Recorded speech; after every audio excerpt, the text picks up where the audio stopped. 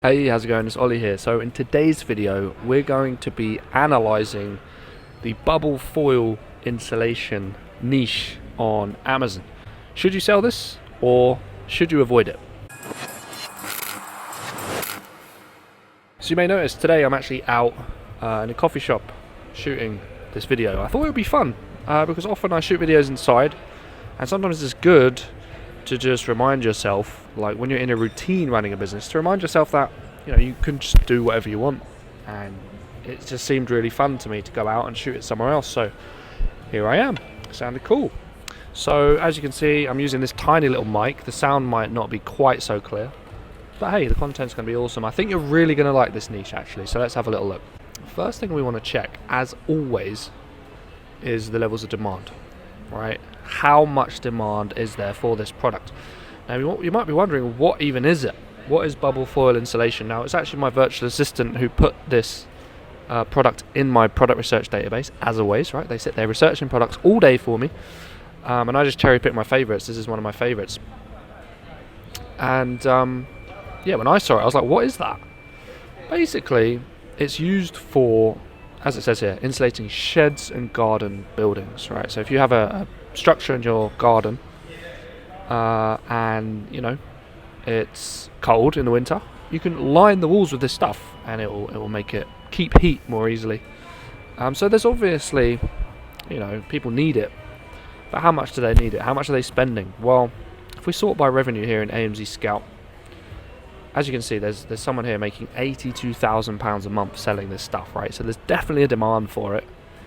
How many 3K sellers are there? Well, there's 1, 2, 3, 4, 5, 6, 7, 8, 9, 10 sellers making 3K or more every month. Now, we want 3 or more, so there's definitely more than 3. So this is a really, really, really high demand niche. And just imagine if you launched a product and it started making 80 grand a month. What if it just did a quarter of that, 20 grand a month? Like, how would that change things? Wouldn't that be cool? Well, it's entirely possible because this seller's done it, right? Super Foil. I don't know who they are, but they're crushing it.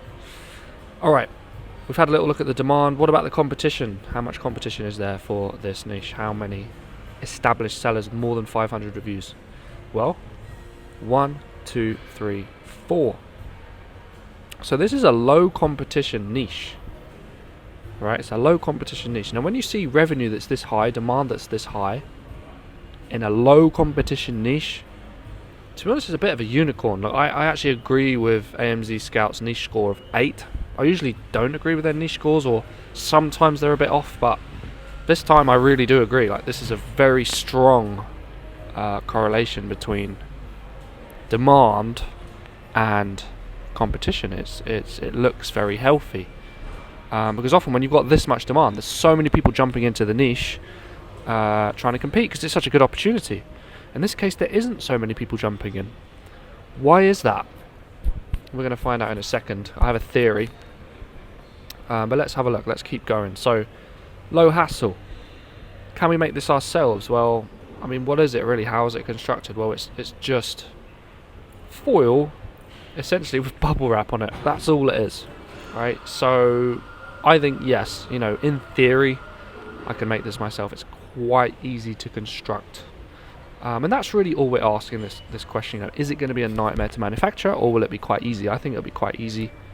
Is it in a low hassle category? Well, this is in DIY and tools, which actually isn't in the low hassle categories list, but I think it possibly should be in the low hassle categories list, because I don't think you're going to have much problems getting this listed.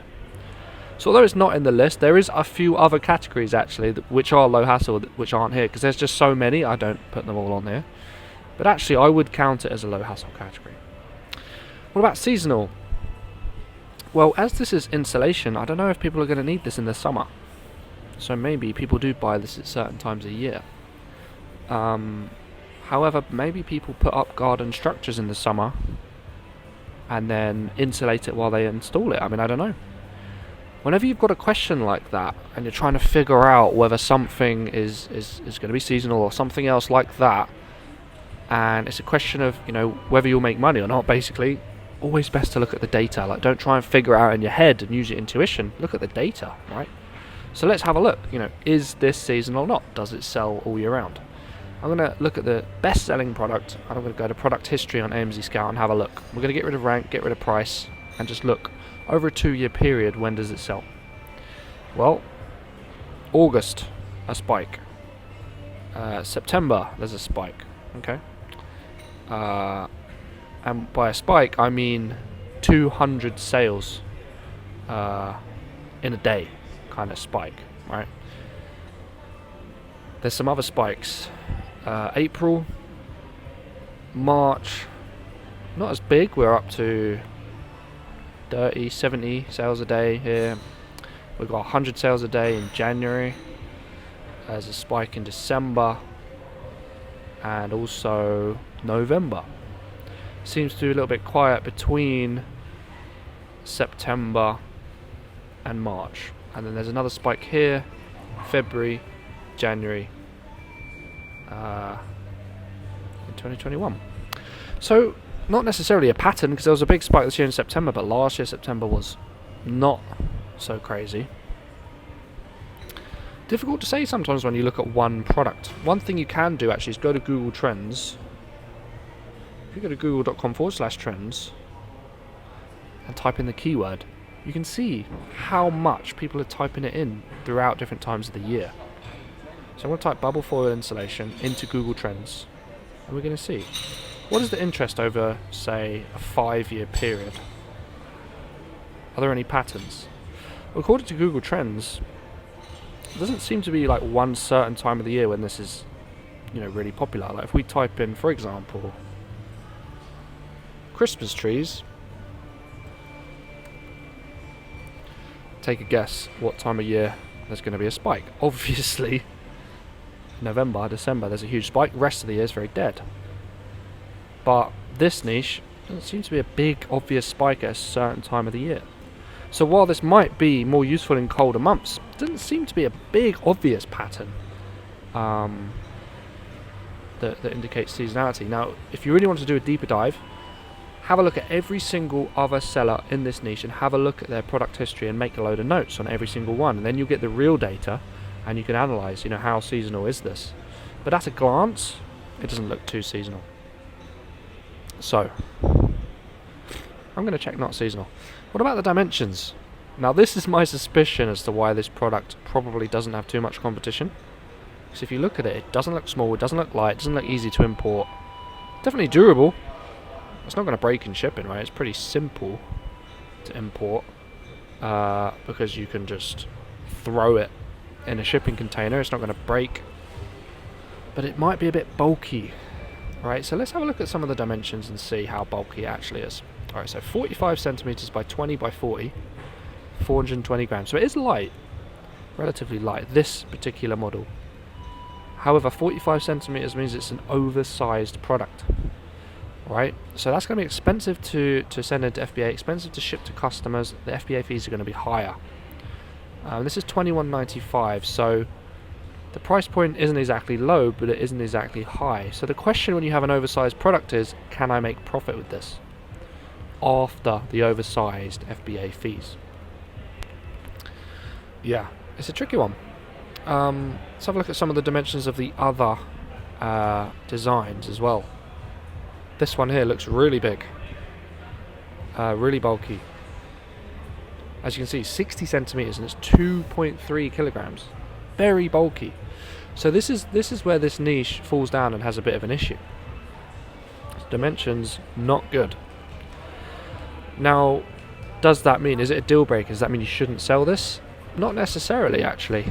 If you can get around that issue and if you can find a way to make it profitable, find a way to import it and ship it in with these dimensions, then the revenue's crazy, the demand's crazy, and the competition's low, and you'll have a very unique product that not many people are going to compete with.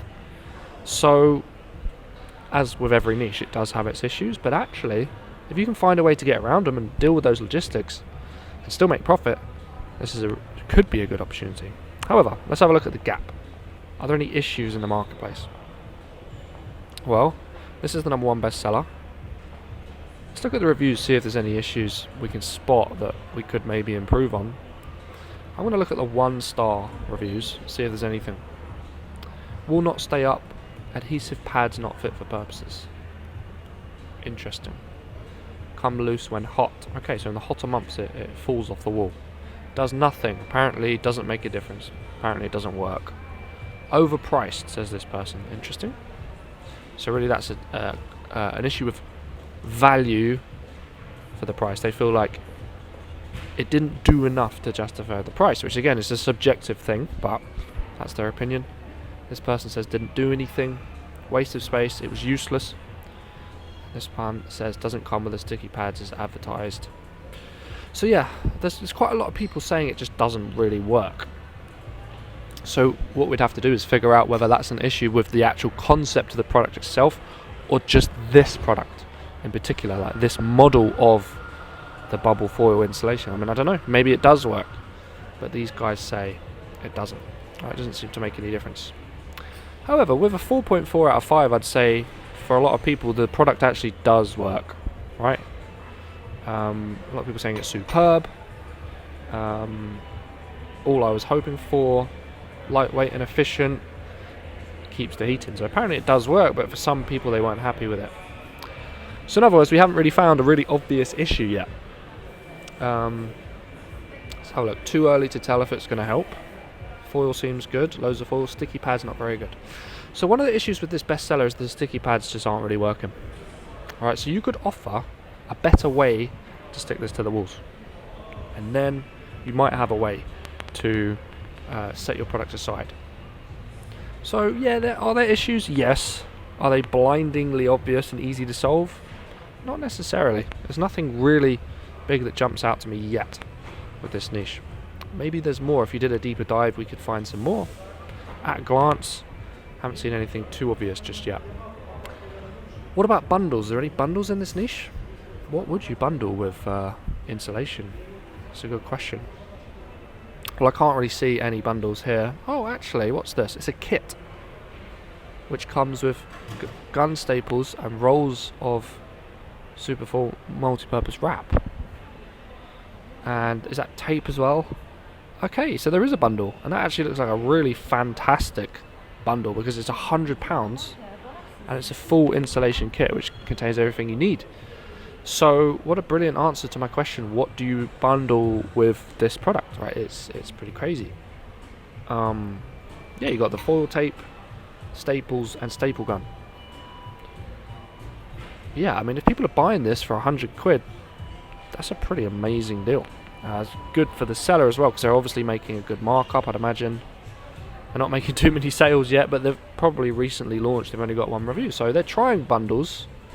Yeah, who knows? You could come up with a better bundle to compete with that. Maybe a lower price point, maybe less rolls of the foil wrap, and do something similar. So, are there no bundles? No, there is at least one, but you could probably still compete with that.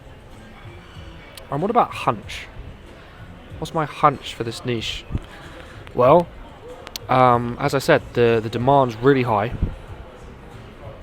which is fantastic. The competition's really low, which is fantastic. There are issues with it being big and bulky. So out of 20, my hunch is going to be a 13. Because there's a big opportunity, but there's also big issues. Alright, so yeah, it's a bit better than average. It's not a 10 out of 20, but it's, yeah, there's still big issues we need to consider. So let's revisit some of these and give this an overall score. Levels of demand for this product, to be honest, very, very solid, right? There's a seller making 80 grand a month in this niche, which is rare for a niche with such low competition. So I'm going to have to give this a 19 out of 20 for demand. What about competition? Well, it's very low competition. There's only 4 established sellers. We want 5 or less. Perfect. I'm going to have to give this 17 out of 20 for competition. What about low hassle? Well, we can make it ourselves. It's a low hassle category. It's not seasonal with the data we looked at. But the dimensions are bad. So it is going to cause you some hassle. Logistically, getting this to customers. Also getting it over from China. You're not going to do air shipping. It's going to be sea. Test batching it might be a pain if it's so big as well. So yeah, it's going to cause you some hassle for sure because of the size. So I'm going to give it a 14 out of 20. Promising. In some ways, it might be really easy to sell if you can get around the fact that it's big, but it will definitely cause you some hassle. What about gap in the market? Well, there are issues. They're not blindingly obvious. They're not really easy to solve necessarily. There's the whole adhesive thing, which you could probably work on. Someone's tried that with the staple gun bundle. And there are bundles. So, not the big obvious gap in the marketplace, but maybe some things you can improve on. So, I'm going to give it a 13. Alright. So we've had a little look. Let's add up these scores and see whether you should sell this or not. Alright, so demand was 19, competition was 17, low hassle was 14, gap was 13, hunch was 13. That gives this product a 76 out of 100, which is one of the highest scores I've actually ever given a product during Niche Spotlight, which is quite surprising considering the fact that this product has such a big problem with the size. But I think you can overcome that. I really do. And if you can, you get to enjoy incredible levels of demand, crazy low levels of competition, and you can make a lot of profit in this niche.